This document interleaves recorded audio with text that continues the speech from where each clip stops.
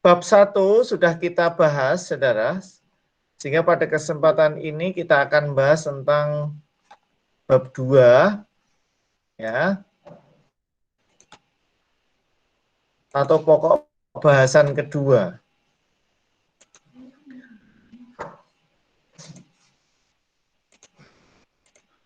Bab 2 atau pokok bahasan kedua ini, kita akan berbicara soal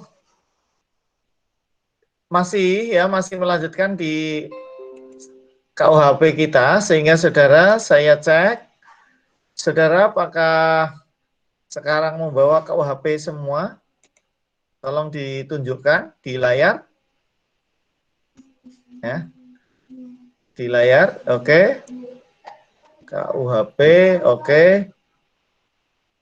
Silakan yang lain. Oke. Ya. Di KUHP ditunjukkan. Baik. Berikutnya saya akan menyampaikan. Sebagai tadi, Pak Ali sudah menyampaikan. Sekarang kita masuk, kalau tidak salah kemarin Pak Ali sudah menyampaikan. Jadi KUHP saudara yang ada di tangan saudara itu sebenarnya adalah WVSVNI. Apa itu? Wetboek van Strafrecht voor Nederlands Indie. Ya, masih ingat ya? Wetboek van Strafrecht voor Nederlands Indie. Wet itu kitab, book itu buku, ya. Wet itu undang-undang, book itu buku atau kitab, straf itu pidana, reh hukum. Jadi Wetboek van Strafrecht. Jadi kitab undang-undang hukum pidana. Untuk siapa? Ada VNI, voor Nederlands Indie. Baik, saudara sekalian, saya menyampaikan itu merupakan warisan Belanda. Jadi WVSVNI itu yang saudara pakai itu adalah miliknya Belanda. Tetapi kita kemudian akhirnya karena dijajah oleh Belanda, kita memakai KUHP warisan Belanda itu. Mari kita bahas, saudara, tentang kelanjutannya. Nah, sistematika KUHP. Apakah sudah terlihat PowerPoint Pak Ali, sistematika KUHP? Sudah, Pak. Sudah, Pak. Sudah ya. Baik, sistematika KUHP. Saudara, KUHP itu ada 3 buku. Jadi kalau saudara lihat di KUHP saudara, silakan sambil dicek, ada 3 buku. Yaitu buku 1 tentang aturan umum, itu meliputi pasal 1 sampai pasal 103 KUHP. Kemudian buku 2, yaitu kejahatan, mulai dari pasal 104 sampai 488. Kemudian yang ketiga adalah buku 3, berisi tentang pelanggaran.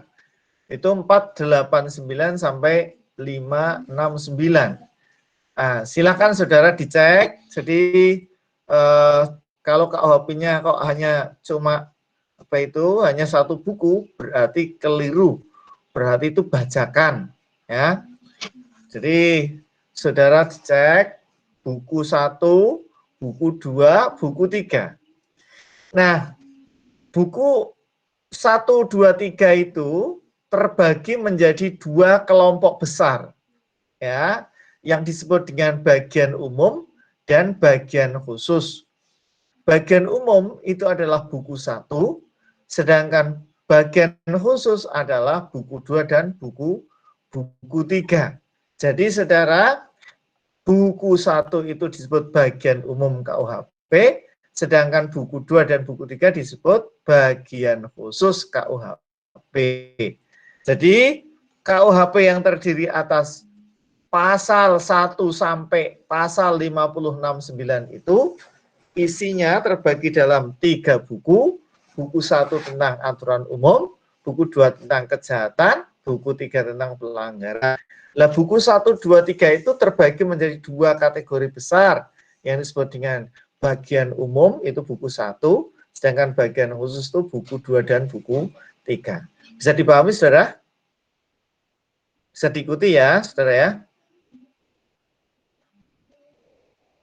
Baik, sekarang kita mulai masuk kepada buku 1 ya, yang di situ mengatur tentang ketentuan-ketentuan umum. Nah, silakan saudara jangan sampai terlena, saudara jangan ngantuk, fokus ya di buku 1 KUHP. Buku 1 KUHP kita mulai dari pasal 1 ayat 1. Kita asas pertama yang saudara akan kita ajarkan adalah asas lex temporis delicti. Jadi lex temporis delicti, yaitu berlakunya undang-undang pidana menurut waktu. Jadi di dalam ini memang nanti urut ya. Asas lex temporis delicti. Awal mula yang diajarkan dalam hukum pidana adalah lex temporis delicti. Itu berlakunya undang-undang pidana menurut waktu. Berlakunya KUHP atau undang-undang pidana berdasarkan waktu. Nanti ada berlakunya KUHP berdasarkan tempat. Jadi ada 2 asas yang utama, itu berlakunya undang-undang pidana berdasar waktu. Yang kedua nanti berlakunya undang-undang pidana berdasar tempat. Nah, berlakunya undang-undang pidana menurut waktu ini disebut lex temporis delicti. Asasnya berbunyi nullum delictum nulla puna sine praevea sine lege punali. Ya, diingat-ingat dan diikuti. Nullum delictum nulla puna sine praevea sine lege punali. Ya, yuk bareng-bareng saudara. Yuk bareng-bareng 1, 2, 3. Nullum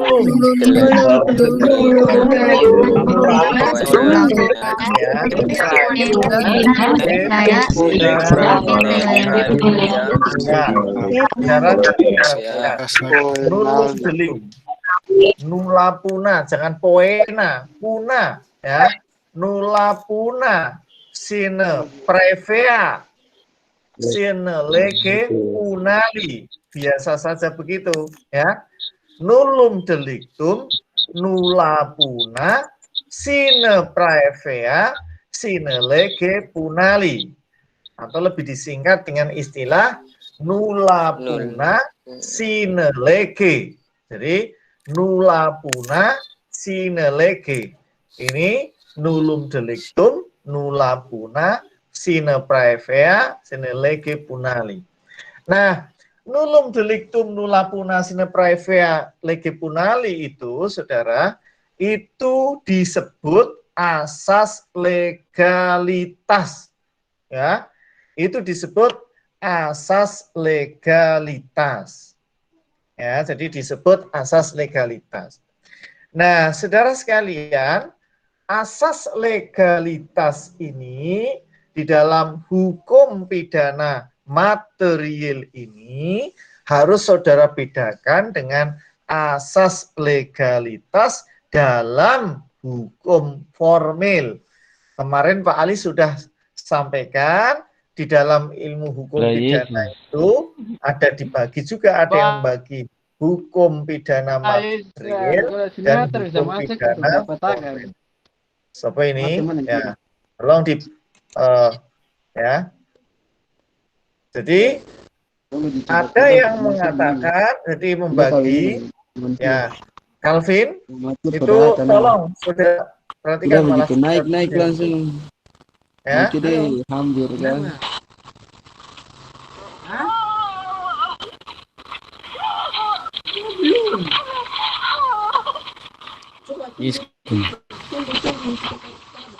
Ya. Coba saudara pun dibucai.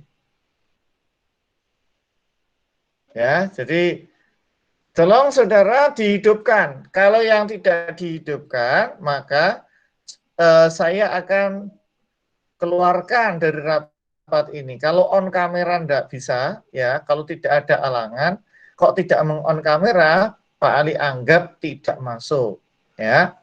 Baik, jadi lebih baik saudara lebih baik tidak usah masuk.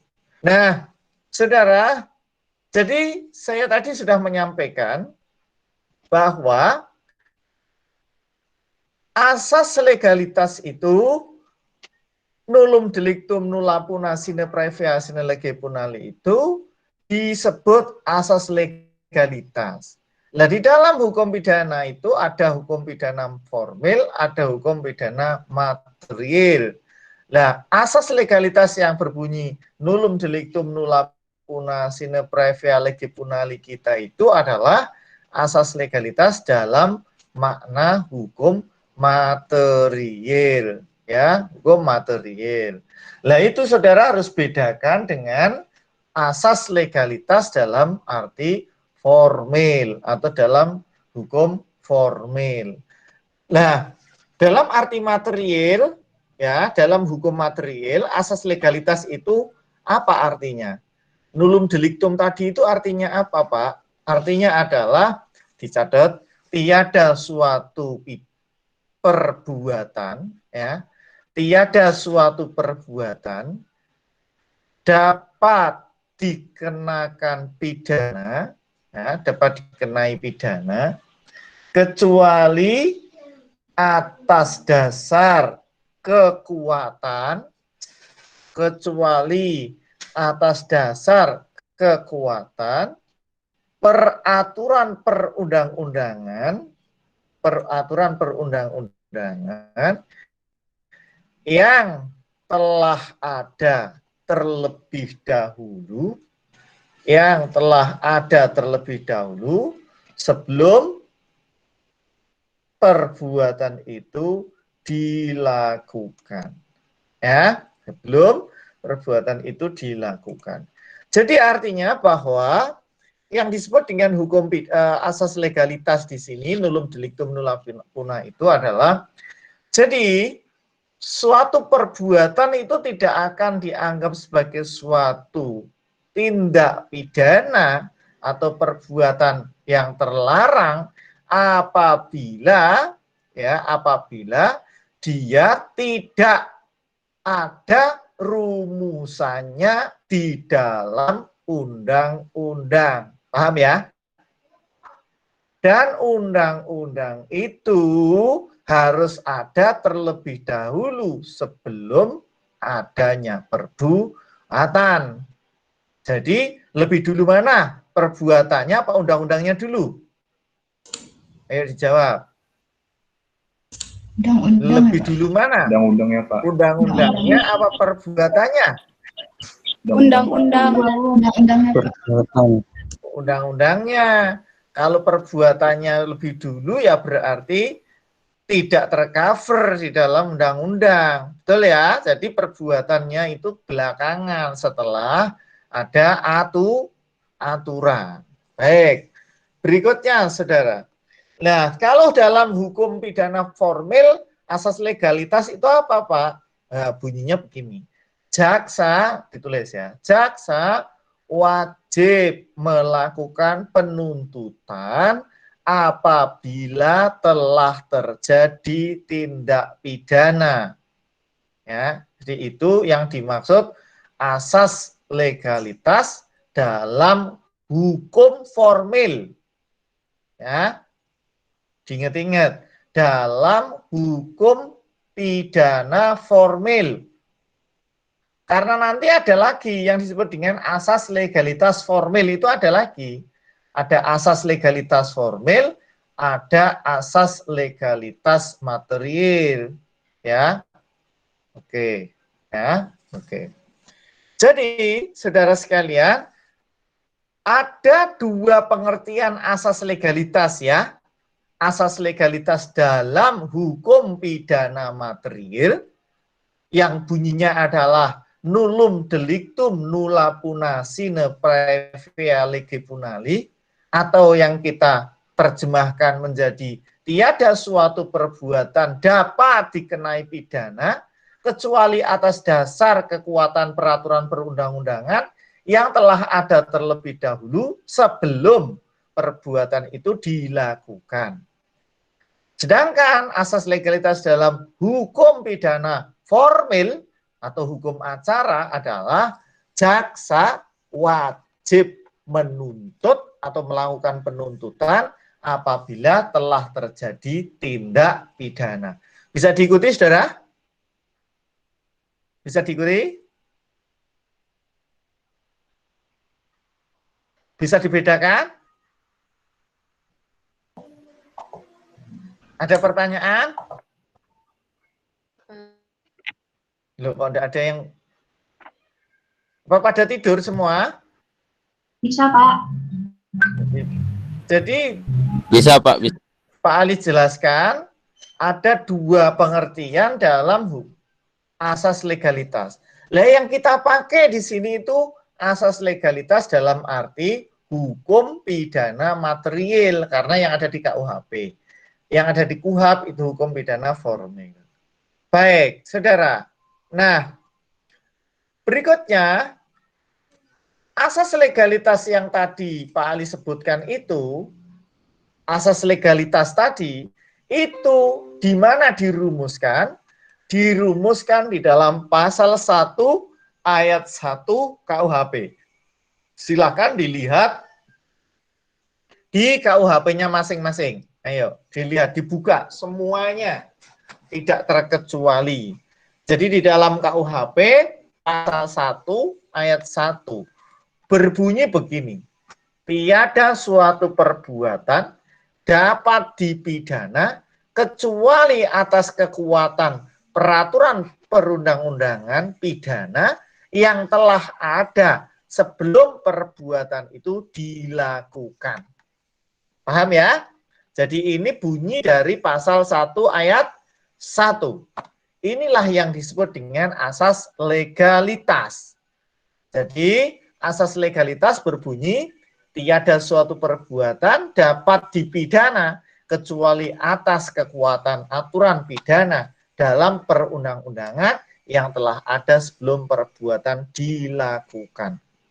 Nah, saudara mulai sekarang saudara harus siap-siap ya, nanti siap-siap tugas untuk sebelum meet ya, tugas untuk sebelum meet saudara wajib membaca KUHP. Saya ulangi, wajib membaca KUHP.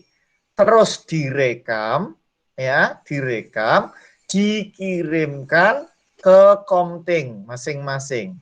Nanti akan Pak Ali cek. Itu sebagai penugasan awal dari Pak Ali. Oke, bisa dipahami, saudara? Bisa didengar suara saya? Bisa, Pak. Baik, KUHP-nya dibaca, ya, KUHP-nya dibaca dengan suara yang lantang, direkam. Nah, berapa pasal, Pak? Semua, dari mulai pasal 1 sampai pasal berapa tadi terakhir? Tidak memperhatikan. Pasal 569. Ya. Jadi mulai nanti terbagi dalam 3 buku ya, buku 1, buku 2, buku 3. Nanti Komting yang akan mengkompilasi dulu. Baik, bisa dipahami saudara ya, itu tugas pertama. Sampai kapan Pak? Nanti akan saya umumkan, dikumpulkan. Kalau pada saat sudah Pak Ali minta dikumpulkan ternyata tidak dikumpulkan, batas itu tidak bisa diubah. Dengan demikian nilainya tidak ada. Kalau nilainya tidak ada, maka biasanya tidak ngangkat untuk nilai hidup. Dapat nilai paling D. Akhirnya apa? Ya ngulang, ya, yang ngulang. Bisa dipahami, saudara? Perhatikan. Paham, ya. Pak. Baik. Berikutnya, saudara, pasal berikutnya. Jadi ini kita masih di pasal 1 ayat 1.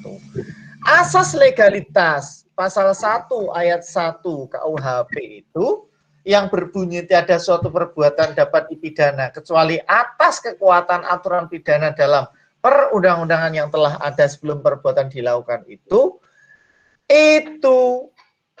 mengandung makna sebagai berikut, ya. Pasal 1 ayat 1 ada dua makna yang paling penting. Ada dua makna yang paling penting, yaitu pertama, setiap perbuatan harus dirumuskan. Ya. Ini saya ajari ini dulu. Jadi setiap perbuatan harus dirumuskan, artinya harus disebut dalam undang-undang. Oke, itu satu. Yang kedua, undang-undang itu harus ada sebelum terjadinya tindak pidana. Jadi ada dua, ya.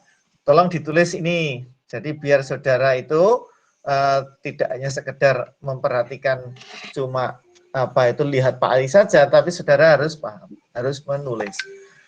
Jadi makna pasal 1 ayat 1 KUHP itu ada dua makna utama. Yang pertama adalah setiap perbuatan harus dirumuskan atau disebut dalam undang-undang.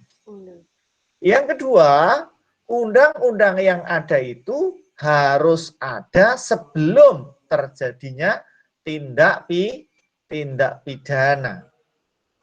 Nah, saudara sekalian, masing-masing ini ada konsekuensinya. Yang pertama tadi harus dirumuskan, itu juga ada konsekuensinya. Perbuatan undang-undang itu harus ada sebelum terjadinya tindak pidana, juga mengandung konsekuensi. Jadi ada masing-masing konsekuensi. Oke, sekarang kita potret yang ini. Bahwa undang-undang harus dirumuskan. Itu konsekuensinya bagaimana, Pak? Ini. Baik, ini. Undang-undang harus tindak pidana harus disebut. Harus terumus dalam undang-undang. Ini mengandung konsekuensi. Konsekuensi pertama adalah perbuatan yang tidak tercantum dalam undang-undang tidak dapat dipidana. Saya ulangi. Undang-undang yang tidak tercantum dalam perbuatan yang tidak tercantum dalam undang-undang tidak dapat dipidana. Terus piye, Pak? Konsekuensinya yo bebas. Nah, Pak Ali kemarin menjelaskan ada sumber hukum yang hidup di masyarakat. Bagaimana itu, Pak? Nanti Pak Ali jelaskan. Ya, ini mengikuti yang KUHP dulu. Nanti Pak Ali jelaskan. Jadi perbuatan yang tidak tercantum dalam undang-undang tidak dapat dipidana. Yang kedua, saudara, analogi dilarang. Jadi tidak boleh analogi. Analogi itu apa toh, Pak?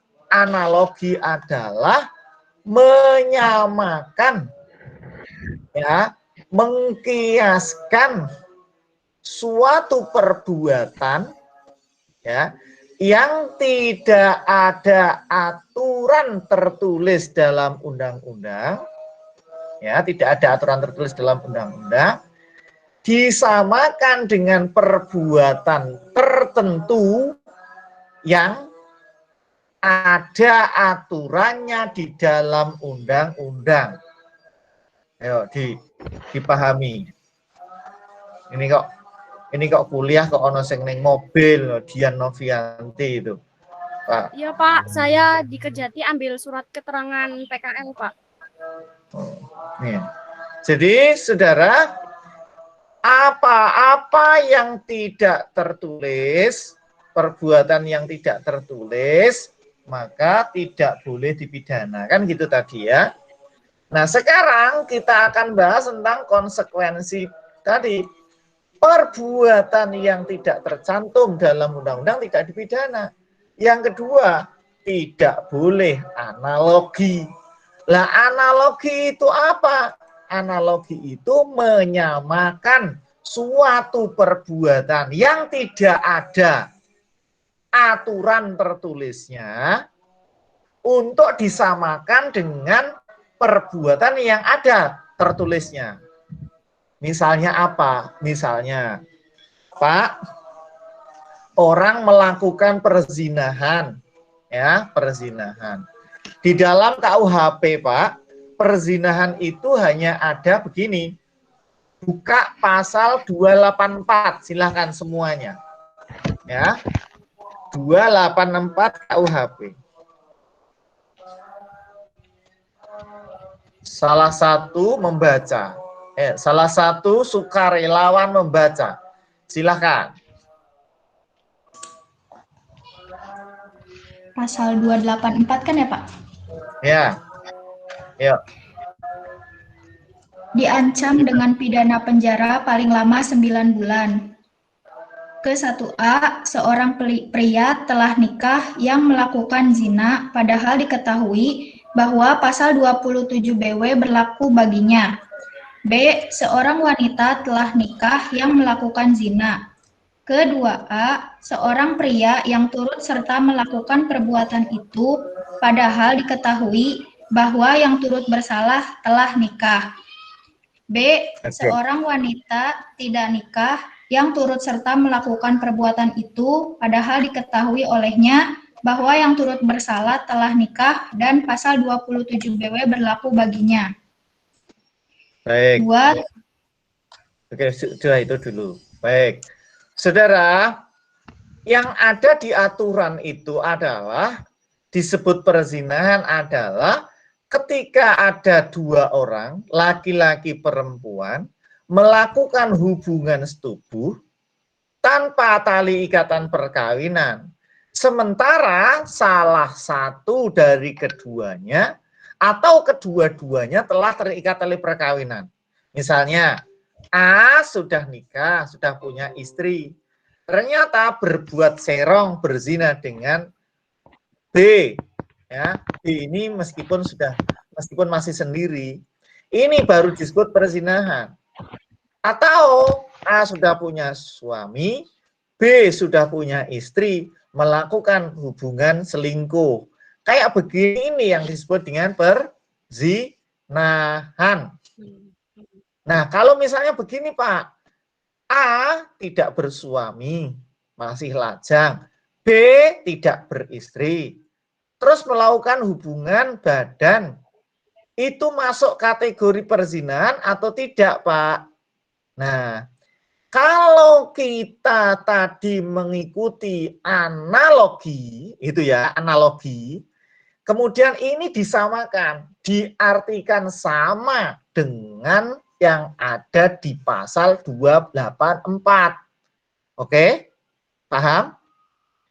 Jadi di dalam undang-undang adanya itu adalah dua orang atau lebih yang telah dua orang yang salah satunya atau kedua-duanya telah terikat tali perkawinan. Lah kalau tidak terikat, Pak, dua-duanya sama bebas, ini dipandang sebagai perzinahan atau tidak? Kalau kita diperbolehkan memakai analogi, analogi itu kayak begitu tadi, maka perbuatan si A sama B yang masih bujang dan perawan ini ya tetap dianggap perzinahan dengan analogi. Oke? Dipahami? Tapi karena kita dilarang menggunakan analogi, maka perbuatan A dan B yang sama-sama tidak terikat tali perkawinan, A belum menikah, B juga belum menikah, maka tidak boleh dipakai pasal 284. Bisa diikuti? Nah, analogi itu begitu, saudara. Jadi analogi itu begitu. Memberikan hukuman kepada suatu perbuatan disamakan dengan perbuatan yang telah ada aturannya. Misalnya kayak seperti kalau dalam bahasa hukum agama itu namanya qiyas, saudara. Ya, misalnya di dalam Al-Qur'an misalnya disebut hurrimat alaikumul maitatu waddamu walahmul khinzir. Daging khinzir itu ya apa itu nek bahasa kasarnya itu celeng, saudara. Ya, itu celeng. Babi hutan, ya. Tetapi kalau itu kita letterlek begitu, lah kalau babi hutan itu katakanlah itu kan babi hutan kan celeng, Pak. Lah sedangkan yang ada di kampung-kampung itu kan babi. Nah, berarti kalau begitu tidak bisa diharamkan orang makan babi. Nah, kita yang kebetulan Muslim itu menggunakan istilah kias, boleh kias. Kias itu analogi itu, mengkiaskan yang ada nasnya tadi, nas menyebut bahwa celeng itu secara struktur badan tubuh dan kandungannya sama dengan babi, maka dianggap hukumnya sama. Jadi babi, celeng, kemudian apalagi babi rusa dan keturunan-keturunannya itu sama hukumnya, haram. Dipahami ya, saudara ya? Analogi itu begitu. Yang penting saudara sudah bisa memegang memahami analogi itu apa. Gitu ya. Analogi itu artinya perbuatan tertentu yang tidak ada aturannya, disamakan saja dengan aturan yang ada di dalam yang telah ada aturannya. Baik. Saya lanjutkan, saudara. Nah, analogi itu tidak boleh, tetapi kalau penafsiran boleh. Nah, analoginya tidak boleh, tapi penafsirannya boleh. Antara lain ada penafsiran A. Argumentum a contrario. Argumentum a contrario ini artinya adalah penafsiran yang sesuai apa-apa yang diperbolehkan, maka sebaliknya dilarang.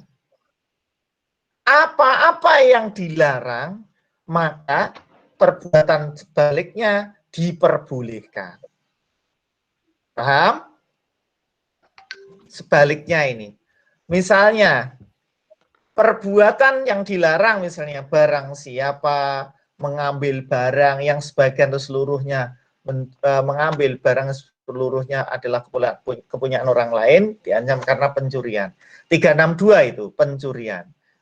Pencurian dilarang, maka ketika orang memberikan apresiasi berupa hadiah tertentu, misalnya pada orang yang berhak, itu berarti diperbolehkan. Oke? Gitu.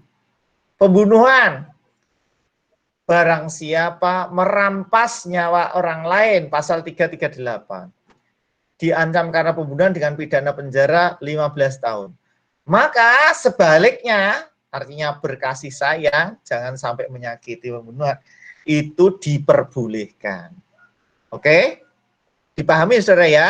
Argumentum a contrario itu artinya adalah penafsiran. Apa-apa yang dilarang, perbuatan yang dilarang, maka perbuatan sebaliknya boleh. Berikutnya, saudara, misalnya saudara lihat ada di pasal 285. Silakan salah satu dari saudara membaca.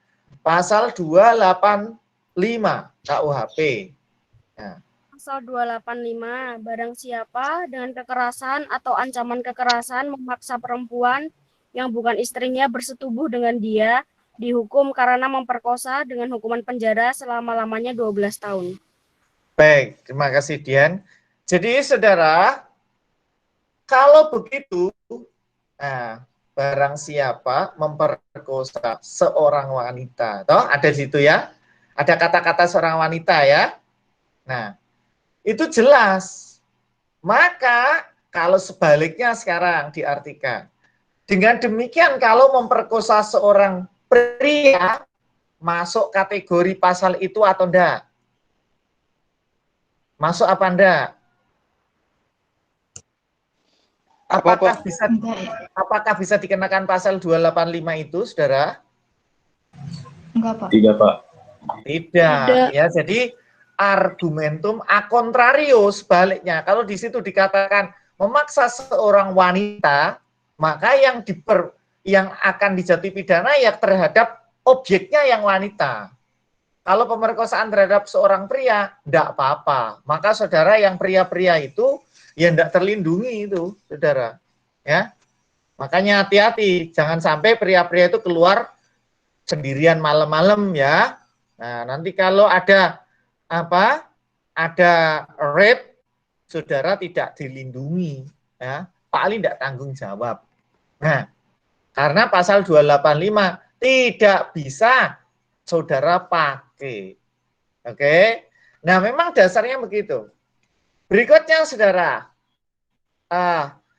penafsiran yang kedua adalah penafsiran gramatikal. Penafsiran gramatikal itu adalah penafsiran sesuai dengan arti bahasa. Oke? Sesuai arti bahasa. Ya. Sesuai arti bahasa. Maksudnya apa, Pak? Misalnya kalau saudara di situ misalnya disebut barang siapa? Merampas nyawa orang lain. Merampas itu apa toh? Dilihat kamus bahasa Indonesia. Ya. Disitulah memang hukum itu ya, karena aturan itu ditulis dalam bahasa, maka dia juga tunduk dalam arti peristilahan bahasa. Kecuali dia mengartikan sendiri. Barang siapa mengambil, apa toh yang dimaksud mengambil? KUHP tidak ada arti itu. Oleh karena itu kita cari pengertian atau interpretasi itu dari tata bahasa, dari kamus bahasa Indonesia. Itu interpretasi apa tadi namanya? Interpretasi apa namanya? Gramatikal. Baik. Yang kedua, interpretasi sistematis. Interpretasi sistematis itu artinya adalah interpretasi yang dikaitkan, ya, interpretasi suatu aturan hukum dikaitkan dengan aturan-aturan hukum yang lain, ya.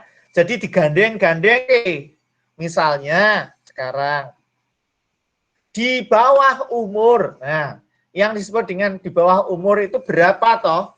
Kalau di dalam aturan hukum itu pidana maksudnya tidak menyebut aturan hukumnya itu misalnya berapa, maka kita cari di undang-undang lain. Saudara, KUHP itu tidak lagi menyebut umur di dalam satu batasannya. Tapi kita lihat undang-undang SPP anak, sistem peradilan pidana anak. Misalnya, di situ tertulis bahwa yang disebut anak adalah setiap orang yang di bawah 18 tahun. Nah, itulah yang disebut dengan penafsiran sistematis. Di dalam KUHP-nya memang tidak ada, tetapi kita lihat di aturan lain. Dipahami, saudara? Dipahami? Nah, misalnya saudara lihat lagi ketika misalnya sekarang penganiayaan. Kalau penganiayaan ada nanti di pasal di undang-undang. Saudara, yang paling gampang ya tadi, pembatasan umur itu ada di undang-undang lain. Ini ada bahan-bahan atau barang-barang obat-obat terlarang di dalam KUHP. Saudara, tidak ada di dalam KUHP mengartikan barang-barang atau obat terlarang itu apa. Lihat di dalam undang-undang narkotika. Oke? Jadi gitu. Itu yang disebut disebut dengan penafsiran apa? Penafsiran apa, saudara? Sistematis. Sistematis. Jadi peraturan itu ya digabungkan dengan peraturan-peraturan lain. Paham ya? Berikutnya, historis. Penafsiran atau interpretasi historis. Penafsiran atau interpretasi historis ini adalah pengartian atau penafsiran suatu kata atau kalimat dalam undang-undang berdasarkan sejarah pembuatannya. Oke, sejarah pembuatannya. Saudara sekalian, misalnya saja di dalam KUHP itu hanya ada disebut kapal, ya, kapal. Barang siapa melakukan tindak pidana di dalam kapal. Nah, saudara tahu bahwa kapal dilihat dari waktu itu sejarahnya, ingat KUHP itu diberlakukan di Indonesia tahun berapa, saudara?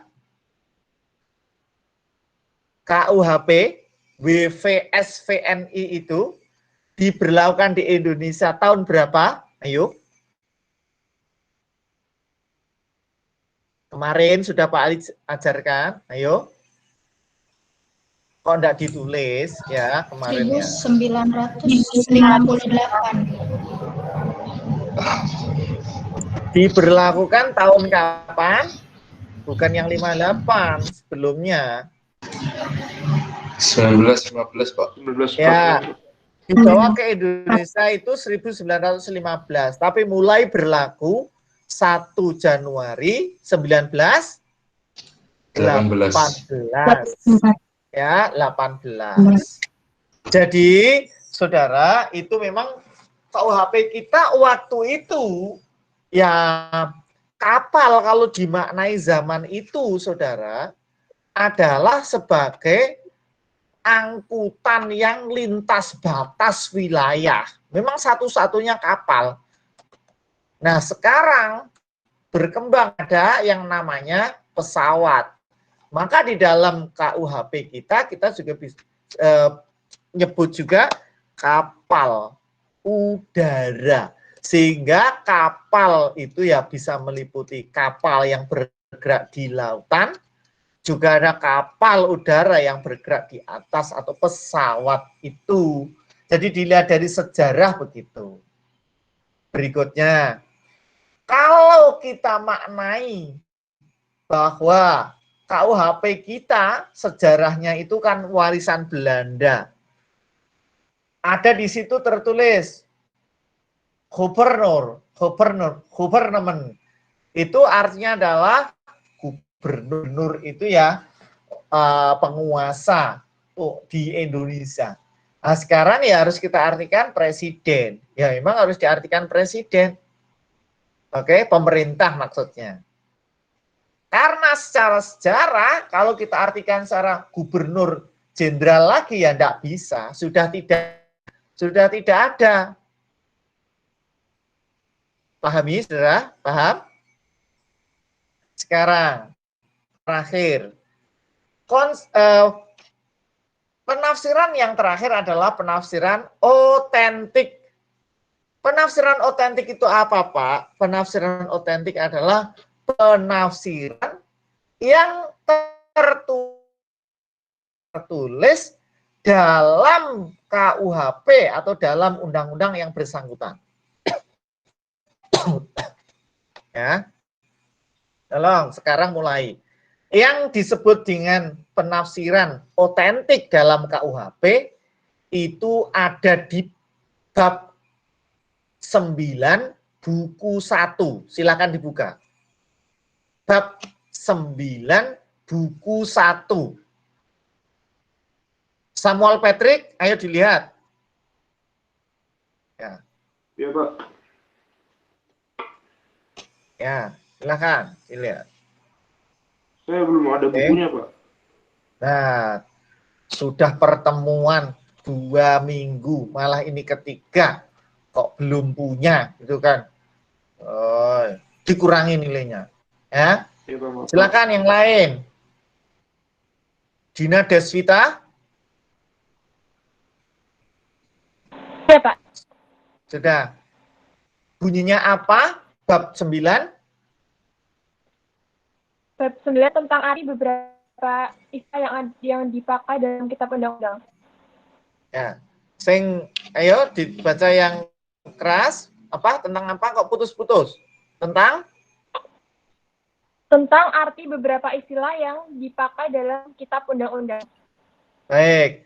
Nah, itulah yang Pak Ali maksud yang disebut penafsiran otentik. Misalnya baca mulai pasal berapa itu? 80. Oke, dibaca 88 ya, Dina ya. Oke, dibaca. 86, Pak. Oke, ya 86. Pasal 86.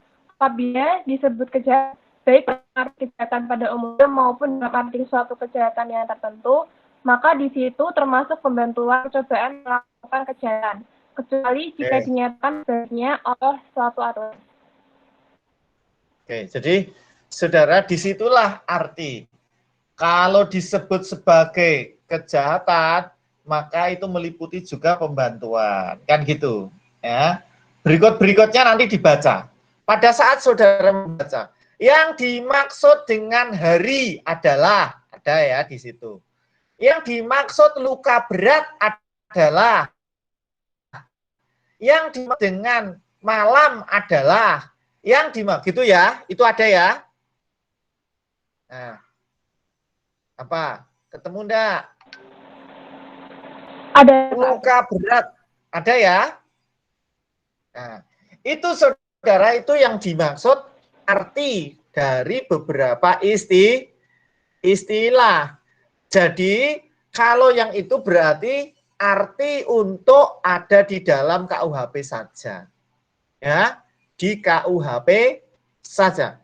Jadi ketika ada kekerasan, yang dimaksud kekerasan itu apa? Yang dimaksud luka berat itu apa? Yang dimaksud memanjat itu apa? Ada di ada di buku 1 bab ke-9. Paham ya? Itulah yang disebut dengan penafsiran. Penafsiran apa? Penafsiran Otentik. Sekarang yang kedua. Tadi ya sudah Pak Ali jelaskan.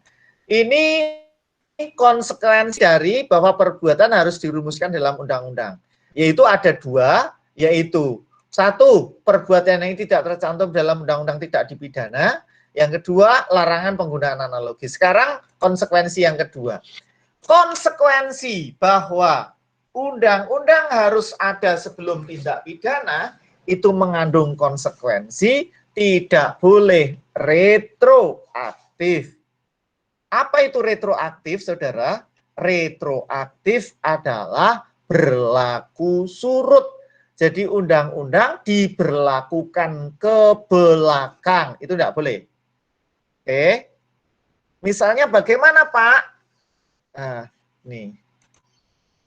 Jadi, oke.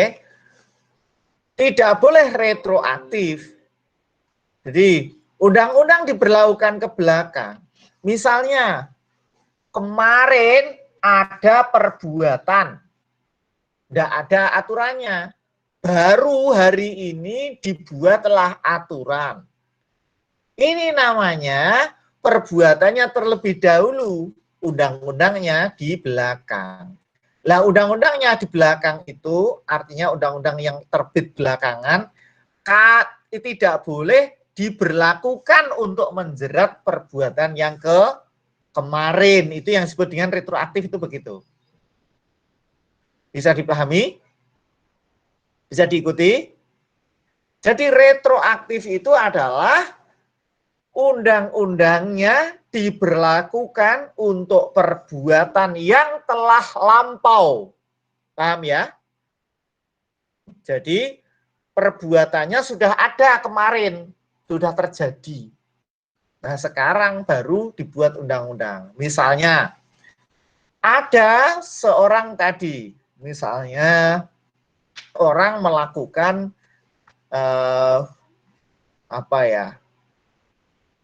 Samen leven, hidup bersama. Nah, di dalam undang-undang KUHP itu belum ada. Perbuatannya sudah dilakukan tahun kemarin.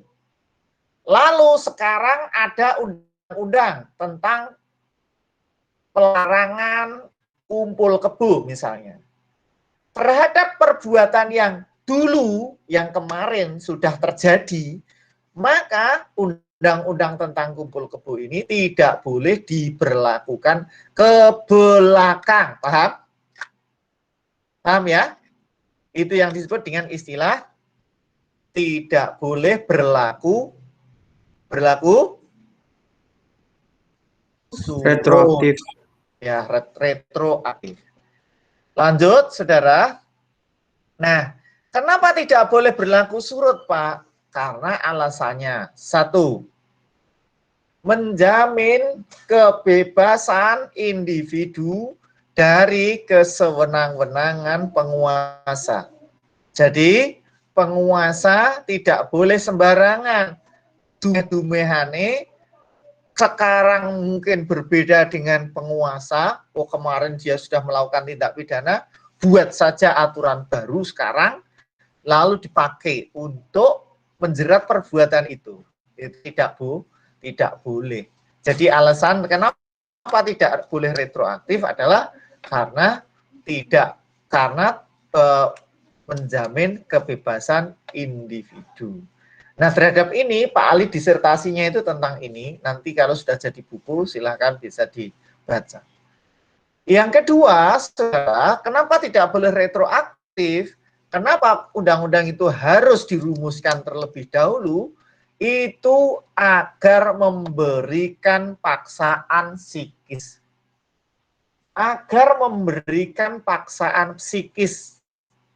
Atau dalam hal ini adalah mempengaruhi jiwa calon penjahat. Orang yang tadinya akan melakukan, punya niat jahat untuk melakukan suatu tindak pidana, karena ada aturan yang sudah tertulis terlebih dahulu, maka dia mengundur atau batal. Dia tidak jadi melakukan tindak pidana. Jadi misalnya kalau ada orang nih, ada orang yang jahat, kemudian dia, ternyata dia orang jahat misalnya mau melakukan pemerkosaan. Ternyata dia baca, loh, pemerkosaan itu dipidana 12 tahun penjara. Waduh, berat sekali ini, maka tidak jadi. Nah, itulah yang dimaksud paksaan psikis. Oke? Itu yang disebut dengan memberi paksaan psikis. Jadi KUHP kenapa perlu dirumuskan? Itu agar memberikan paksaan psikis atau disebut dengan psikisen dwangs atau psikologise dwang dari Van Feuerbach. Oke? Ini ada teori yang disebut dengan teori the psikisen dwangs atau the psychologisen dwang sama dari Van Feuerbach. Van Feuerbach dari namanya dia pasti dari Solo ya, karena namanya kan Feuerbach. Betul ya? Dari Solo. Ya, Feuerbach. Jadi saudara sekalian,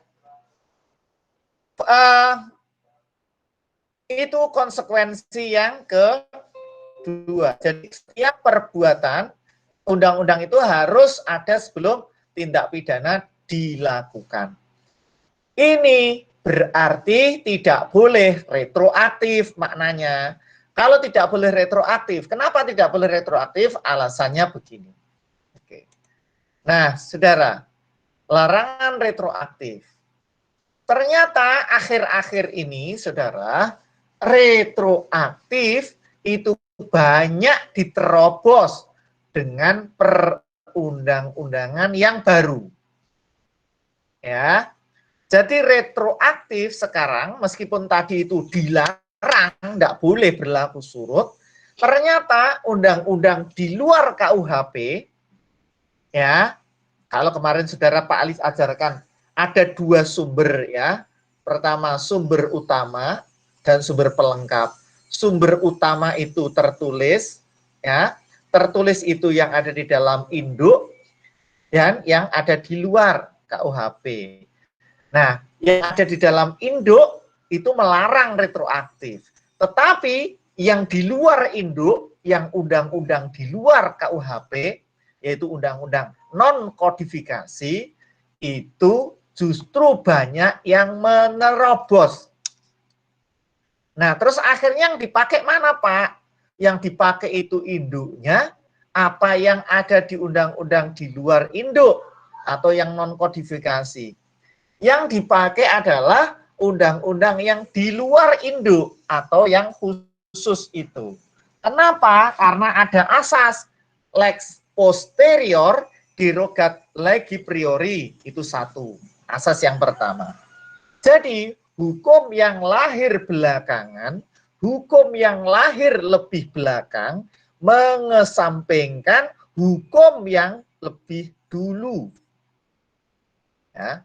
Jadi itu dasarnya. Lex posterior derogat legi priori. Hukum yang lahir belakangan mengesampingkan aturan hukum yang telah lampau atau yang lebih dulu. Selain itu, saudara, hukum yang diatur di dalam undang-undang khusus itu mengesampingkan aturan-aturan yang lebih umum. Ya, ini asasnya ini. Lex spesialis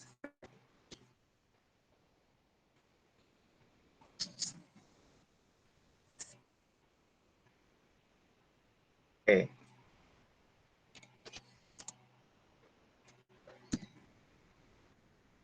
Jadi ada dua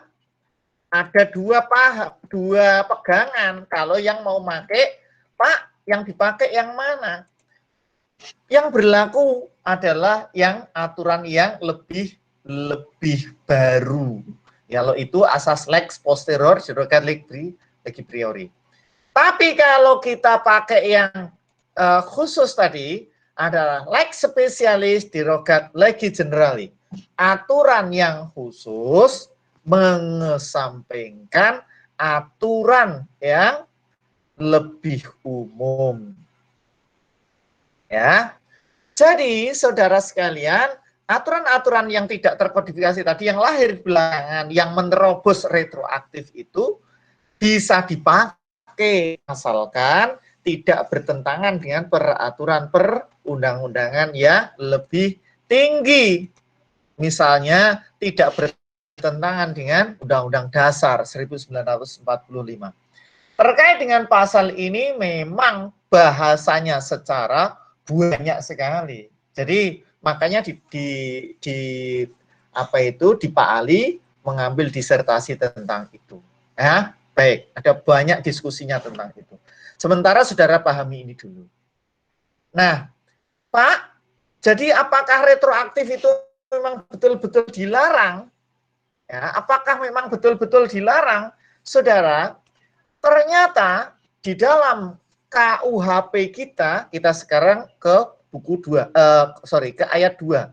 Pasal 1 yang ayat 2 KUHP. Pasal 1 ayat 2 KUHP itu mengatakan begini. Nah, bagus, silakan dibaca.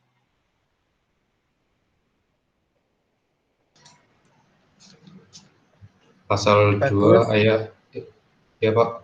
Pasal 1 ayat 2.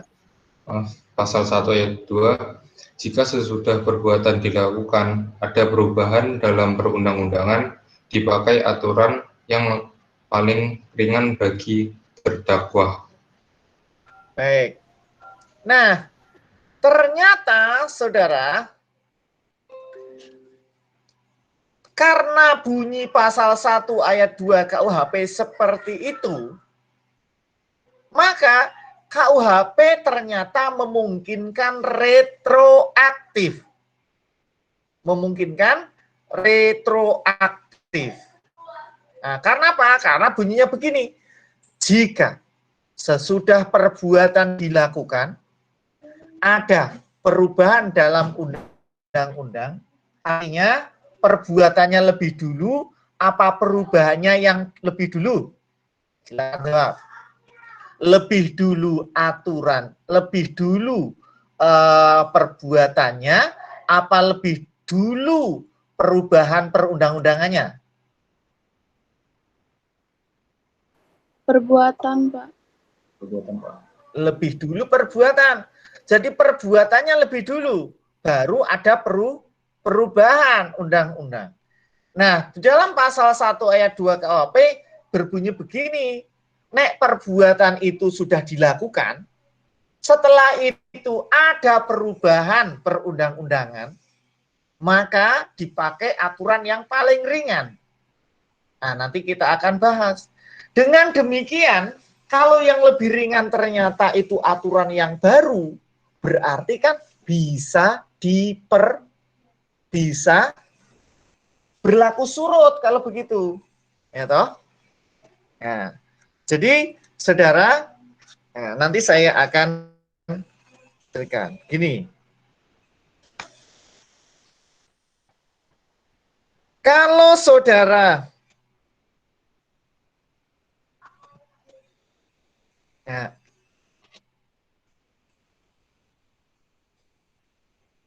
jika saudara setelah perbuatan dilakukan, ternyata ada perubahan perundang-undangan, maka perbuatan itu harus dipilih yang paling ringan. Oke? Ya. Jadi kalau misalnya ternyata yang lebih ringan adalah perubahannya, maka disitulah terjadi retroaktif. Nah, begini, saya matikan yang ini, Pak Ali berpindah ke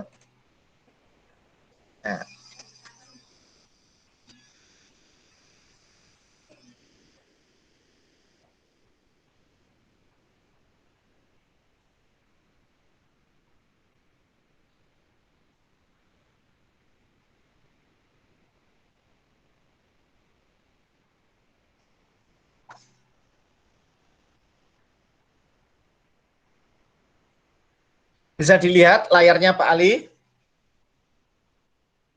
Bisa, Pak. Bisa, Pak. Bisa, Pak. Bisa, Pak. Bisa, Pak. Baik. Bisa, Pak. Ini anu aja lah.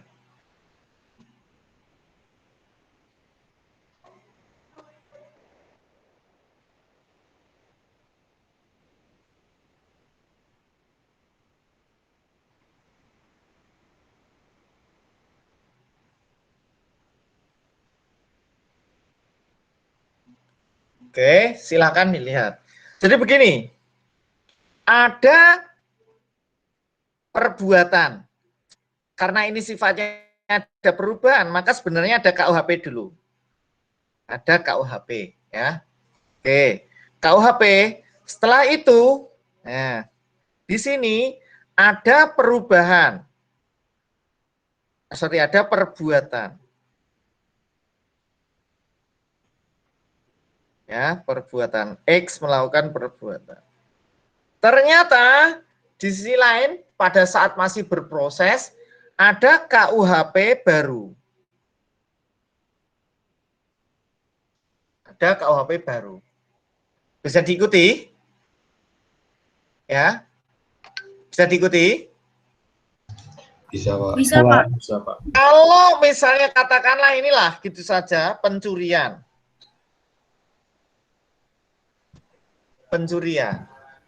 KUHP menyatakan bahwa pencurian itu pasal 362 diancam dengan pidana 5 tahun.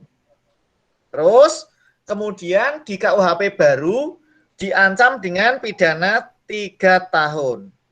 Nah, saudara saudara, kita ingat di pasal 1 ayat 2 KUHP kita mengatakan apabila suatu perbuatan setelah dilakukan, ini perbuatan setelah dilakukan, ada perubahan, ini namanya perubahan saudara, perubahan ya. Jadi dari sini, dari KUHP ini diubah menjadi KUHP baru. Itu namanya perubahan. Paham ya? Paham ya?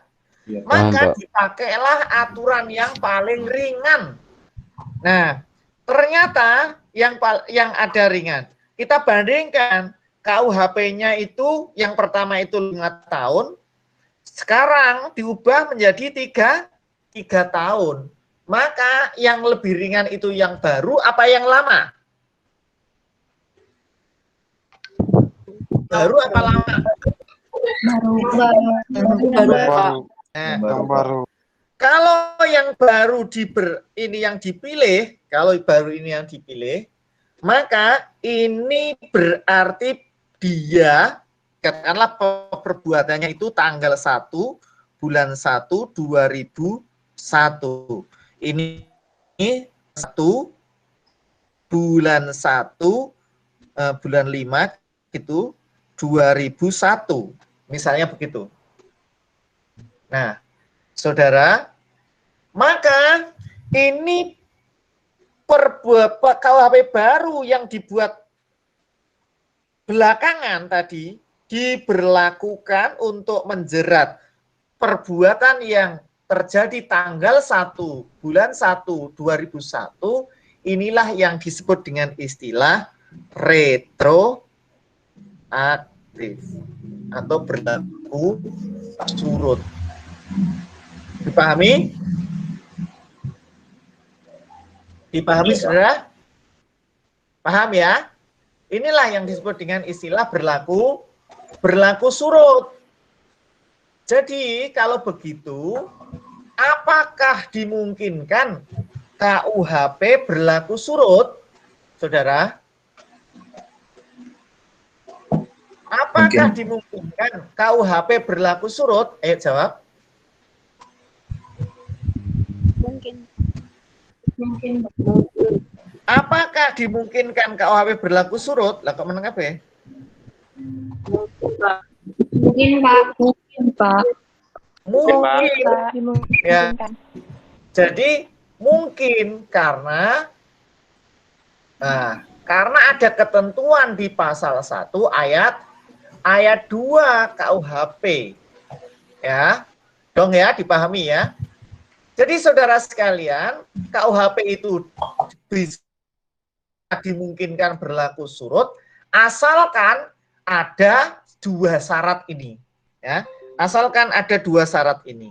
Syarat yang pertama adalah sesudah terdakwa melakukan tindak pidana ada perubahan undang-undang.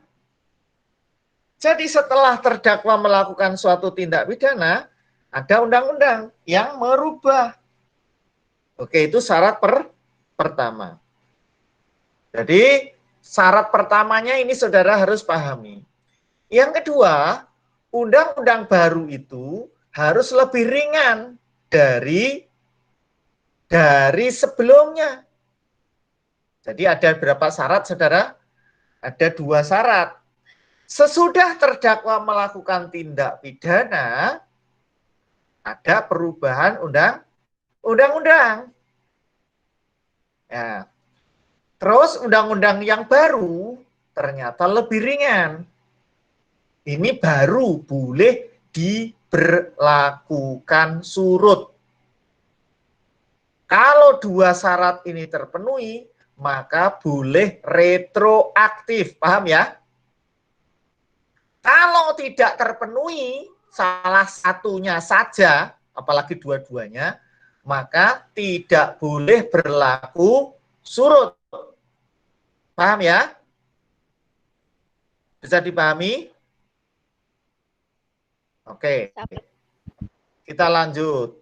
Jadi, nah sekarang mari kita lihat. Kalau contohnya Pak Ali tadi jelas karena dari 5 tahun menjadi 3 tahun, berarti lebih ringan. Lalu kemudian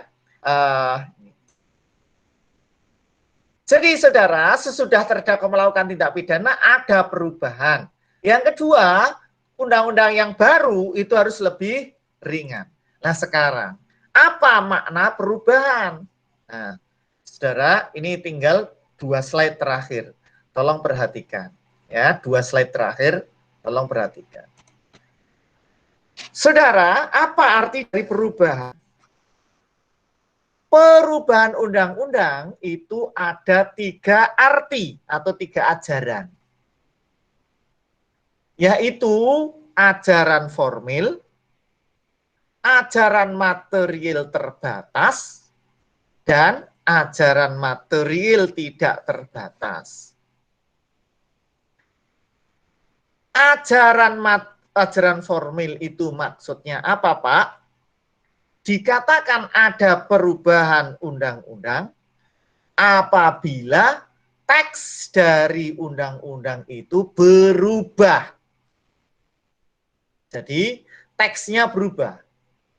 Misalnya pasal 362 yang tadinya misalnya barang siapa dengan sengaja mengambil barang yang sebagian atau seluruhnya milik orang lain dipidana karena pencurian dengan pidana penjara 3 tahun.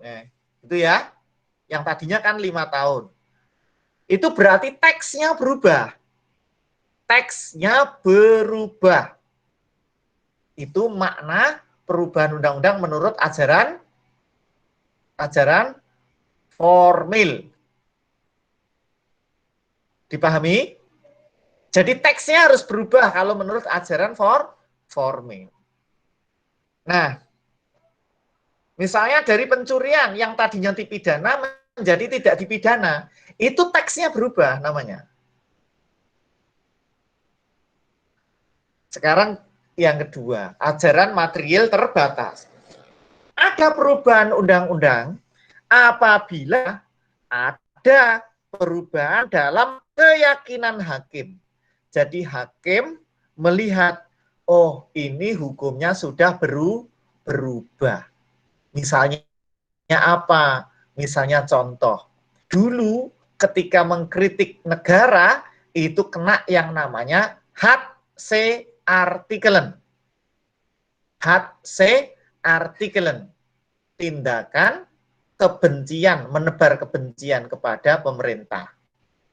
Dulu.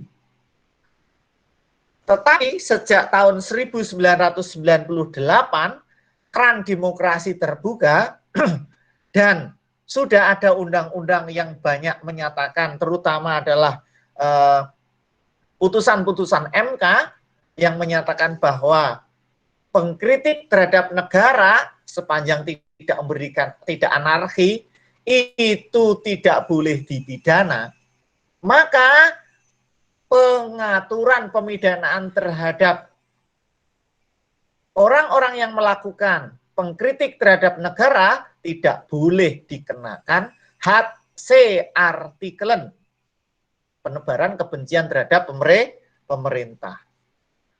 Saudara, pasal di dalam KUHP-nya tidak berubah. KUHP tidak berubah. Tetapi keyakinan hakim, terutama karena dalam hukum pidana, ya, yaitu sudah ada aturan di dalam peraturan, ya ada undang-undang. Kalau gampangnya saya sekarang Pak Ali kasih contoh lagi lain. Orang kalau subversi itu dulu ada aturannya. Tetapi setelah ada Undang-Undang Nomor 26 tahun 99, maka subversi tidak lagi dipidana. Kalau ya benarnya bukan subversi dalam arti pemberontakannya. Pemberontakannya tetap dipidana, tetapi tindakannya yang kayak seperti melakukan mata-mata, spionase dan sebagainya, karena di Undang-Undang Nomor 11 tahun 63 itu luar biasa, meliputi berbagai macam tindakan-tindakan yang barangkali tidak berkait langsung dengan subversi. Kalau subversinya ansih ya tetap dipidana. Ya, itu. Jadi kalau ajaran material terbatas, itu artinya adalah meskipun KUHP-nya tidak berubah, teksnya tidak berubah, tetapi undang-undang lain berubah menjadi berubah. Contoh yang lebih gampang lagi adalah dulu di dalam pasal 45 KUHP yang disebut dengan anak adalah ketika berumur 16 tahun. Oke? Oke? Tetapi setelah ada SPP anak, Undang-Undang nomor 397 waktu itu belum SPP tapi Undang-Undang tentang Pengadilan Anak, yang sekarang menjadi Undang-Undang 11 2012 itu, sekarang SPP anak dianggap anak itu ketika umurnya 18 tahun. Artinya, teks yang tadinya 16 berubah menjadi 18. Teksnya tidak berubah, di dalam KUHP-nya tidak berubah, tapi sudah ada undang-undang baru. Paham ya? Paham ya? Tapi harus undang-undang pidana. Ajaran yang ketiga adalah ajaran material tidak terbatas. Artinya bahwa setiap kali ada perubahan dalam lapangan hukum apapun, tidak mesti harus pidana, sepanjang itu memberikan keuntungan terhadap terdakwa, maka itu disebut perubahan. Misalnya soal masalah kalau kepemilikan. Kepemilikan itu misalnya di dalam KUHP kan tidak tegas. Artinya kepemilikan barang, apakah itu termasuk besiter atau eknar, ya kita lihat yang ada di hukum perdata. Kalau ternyata hukum perdatanya misalnya berubah, maka kita juga ikut berubah. Meskipun itu bukan lapangan hukum pidana. Nah itu kalau menurut ajaran material tidak terbatas, dianggap perubahan. Tetapi kalau yang menganggap atau berpegang pada ajaran formil, itu bukan perubahan. Kalau yang memakai ajaran material terbatas, juga bukan perubahan, karena tidak di lapangan hukum pidana. Paham ya? Paham? Jadi ini dari ajaran, 3 ajaran itu silahkan pilih. Kalau ajaran formil, ya hanya teks yang berubah. Kalau teksnya tidak berubah, tidak disebut perubahan. Kemudian ajaran material terbatas, kalau ajaran di dalam hukum pidana berubah, meskipun itu di undang-undang lain, di dalam undang-undang pidana maksudnya, tapi lain, bukan di KUHP, berubah, maka itu ikut berubah. Tapi asal pidana loh, undang-undang pidana. Kalau sedangkan ajaran material tidak terbatas, itu perubahan apapun di lapangan hukum apapun, asalkan ada menguntungkan terdakwa, dianggap menguntungkan ada perubahan. Terakhir, saya kira ini setelah asar, saudara. Apa arti meringankan, Pak? Arti meringankan adalah diartikan yang seluas-luasnya. Maksudnya apa, Pak? Maksudnya adalah tidak hanya mengenai pidananya, kayak seperti dari 5 tahun menjadi 3 tahun, tidak menjadi begitu, tetapi juga meliputi segala hal dalam sistem pemidanaannya. Misalnya begini, saudara, misalnya begini. Nah, misalnya begini, tadi Pak Ali sudah memberikan contoh. Nah, berikan contoh.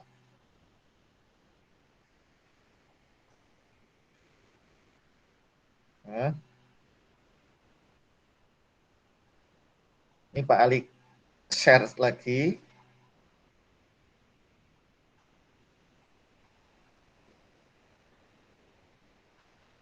Ya, ini misalnya saudara, yang disebut dengan meringankan itu bukan hanya dari 5 tahun kepada 3 tahun saja. Kalau ini jelas meringankan. Tapi kalau begini ini juga disebut meringankan. Misalnya di sini itu delik biasa, ini delik aduan, ini menjadi delik biasa. Ya. Delik aduan itu artinya adalah harus ada yang mengadu. Si korban harus mengadu, baru bisa diproses pidananya. Paham? Kalau tidak, si korban meneng wae pencurian, korbannya diam saja, maka tidak disebut tidak bisa disebut sebagai tindak pidana. Kalau ini delik biasa, maka meskipun si korban itu diam saja, tidak merasa dirugikan, tetapi kalau ada satu masyarakat yang melapor atau polisi mengetahui, maka dia juga bisa dipidana, diproses. Paham ya?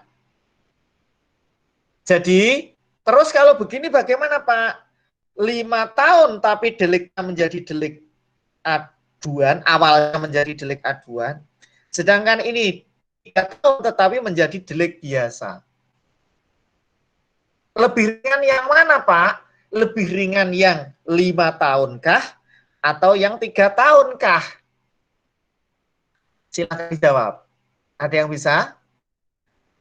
Lebih ringan yang 5 tahun tapi delik aduan, apa 3 tahun tapi delik biasa?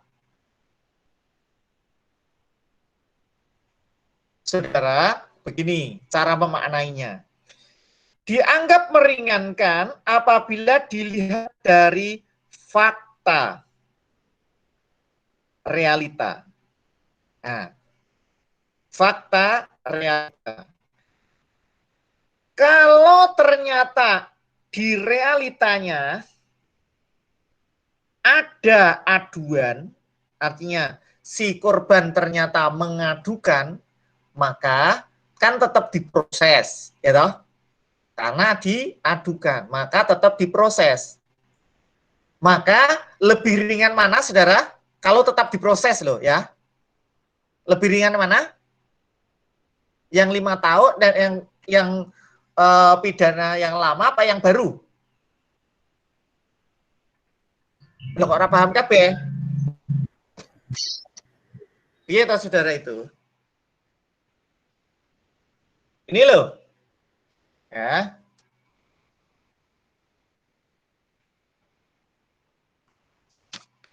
Jadi hilang toh. Ya. Jadi, saudara,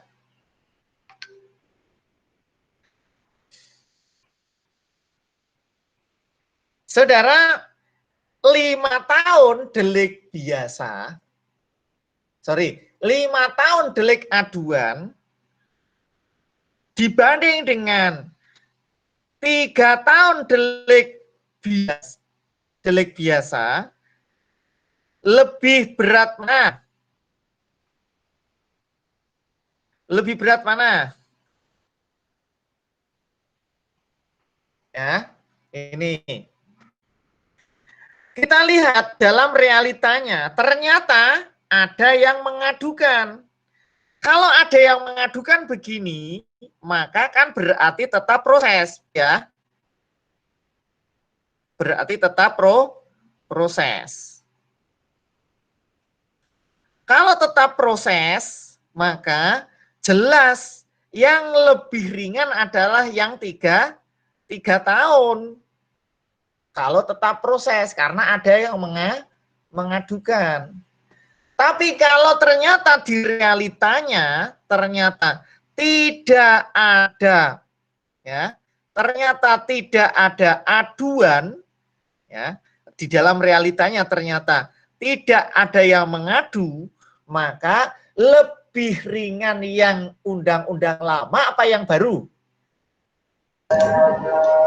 Yang lama, Pak. 5 Yang tahun lama. aduan. Iya, Pak. Meskipun dia 5 tahun, tapi kan tidak ada yang mengadukan. Kalau tidak ada yang mengadukan, maka tidak dipidana. Nah, gitu loh cara mengartikan bahwa hukum pidana itu mana yang lebih ringan, mana yang enggak, itu harus sesuai dengan realita. Baik, saya kira begitu. Terima kasih saudara. Kita tutup dulu untuk saya lakukan presensi. Assalamualaikum warahmatullahi wabarakatuh.